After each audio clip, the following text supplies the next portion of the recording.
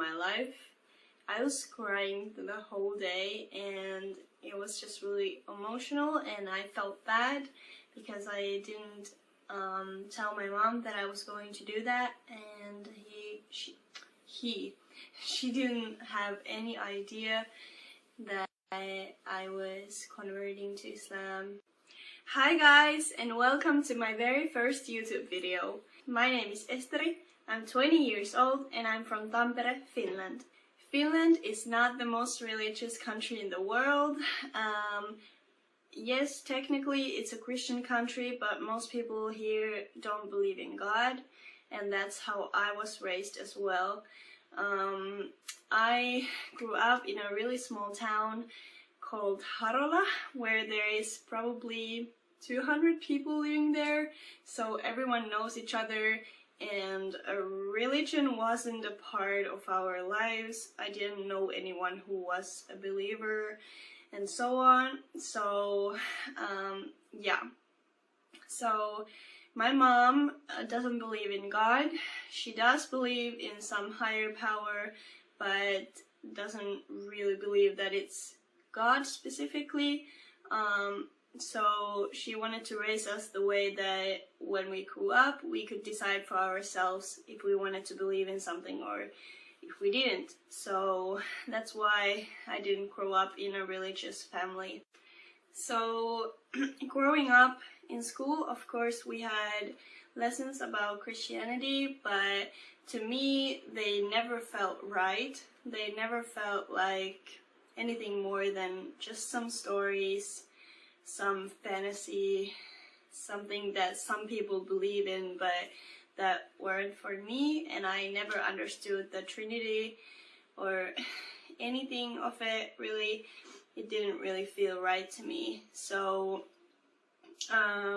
growing up, we did go to church every now and then from school and with my mom as well, but it wasn't about religion at the time for me. In Finland, when you are 14 or 15 years old, you go to this summer camp that is based on Christianity, and they teach you a lot of things about Christianity in there. And at the end of the camp, there is this ceremony called confirmation, where you basically get the permit to get married in a church, etc. So in Finland, most people do that.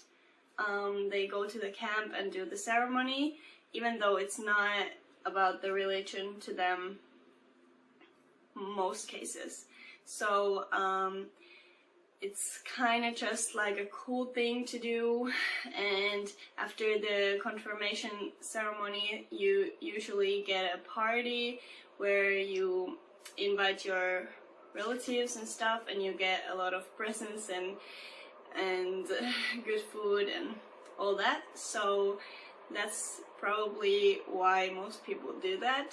At least for me, that was it, and for everyone I knew, it was about the party and not about the camp that much, and not about the religion at all. So when I was 16 years old, I graduated from the elementary school and decided to move to Tampere, which is one of the largest cities in Finland.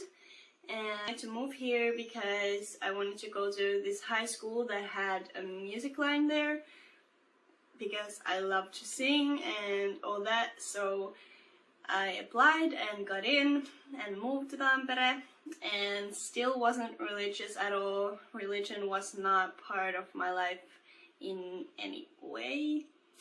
I didn't care about it, and I didn't feel like it was something for me. So I just kind of lived my life and didn't really care. When I turned 18, I resigned from the church because when you turn 18, you need to start paying taxes to the church, and I didn't want to do that. And I was thinking in my mind, like, I will get back in when I need to get married in a church, because in Finland at least, getting married in a church is a really beautiful tradition, and most people want to do that. And when they get married in a church, after that they resign from the church like next week or something, maybe the next day even, because they don't want to pay the taxes, but they just wanted to get married there because it's beautiful and it's traditional and so on. But when I turned 18, the same year I met my husband, alhamdulillah, and he is a Muslim. He has been born into a Muslim family, and is a really religious person, alhamdulillah.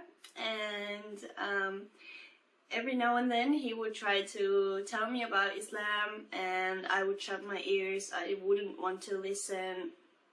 I was just like, oh, don't talk to me, please, can we talk about something else? And that went on quite a while, and every now and then he would try to ask me some questions of like what I believed in, and I was just really arrogant. I remember being like, well, I don't believe in God because obviously he doesn't exist and you can't prove me that he exists and all that. So I was just like really arrogant about it. Then maybe I would say 6 months later, I decided that I want to do some research on Islam so I would know what he believes in, and I could try to understand him better and stuff like that. So I found out that you could listen to the Quran in Finnish from Yle Arena, which is a media platform where there are like news and TV shows and the radio and all that. And the Quran was also there in Finnish. And so I started listening to that, and I thought to myself like, okay, that's cool. It's really different from the Bible because it's not about stories. It's more like how you should be living and stuff like that. So that was really interesting to me. But yeah, so I started listening to it, and every now and then I would have some questions about it, and I would just write them down, and then later on ask my husband or Google them as well. So I started learning how to pray, and then a couple of weeks later I decided to say my shahada, which is the what is that in English? The declaration of faith. Uskon tunnustus in Finnish. I decided to say that and went to a local mosque and did that, and the day was the most emotional day of my life. I was crying the whole day, and it was just really emotional, and I felt bad because I didn't tell my mom that I was going to do that, and she didn't have any idea that I was converting to Islam. And so I felt really bad about that, but at the same time it felt right to do, and I wanted to do it pretty soon because I thought, why wait? Because I'm sure that that's what I want to do. And just a little reminder that even though you say your Shahada and become a Muslim, it doesn't mean that you have to be the perfect Muslim. It doesn't mean that you have to know everything about Islam, because that's just not possible. You can never know everything about Islam, and you can never be the perfect Muslim. You just need to try your best, and God will understand, and God will be forgiving and merciful to you, and He will guide you in your life when you ask for it.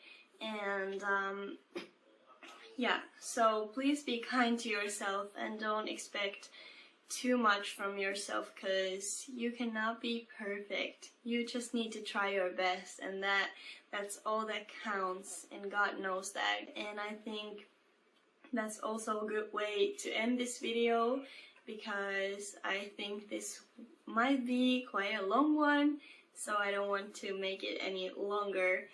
I hope you enjoyed this, and if you have any questions, please leave them down in the comment section, and inshallah I can make more videos about my journey and what happened after my shahada and how I started wearing the hijab and all that.